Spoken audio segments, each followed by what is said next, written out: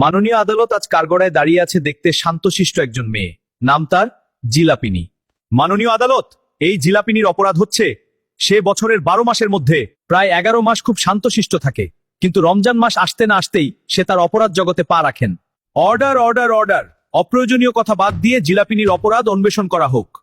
অবশ্যই ইউরোনার, এই জিলাপিনীর অপরাধ হচ্ছে সে রমজান মাসে এসে ইফতারের সময় সে তার সৌন্দর্য দেখিয়ে রোজাদারের ইমোশনকে কাজে লাগিয়ে ইফতারকৃত চোনামুড়িতে এমন ভাবে মিশে যায় যা অনেক রোজাদারের পছন্দ না, এবং অনেকেই মন খারাপ করে চোনামুড়িতে জিলাপি দেওয়ার জন্য।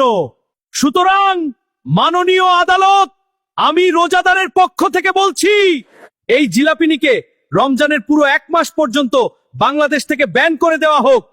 অর্ডার অর্ডার, সকল প্রমাণের ভিত্তিতে আদালত একপক্ষ বিচারের সমর্থন করছে না, কারণ একটি জিনিসের ভালো খারাপ উভয় দিক থাকে। দর্শক, এই মামলার বিচার আপনারাই করেন, দেখি কে কেমন বিচার করেন। আর হ্যাঁ, ফলো করে রাখবেন।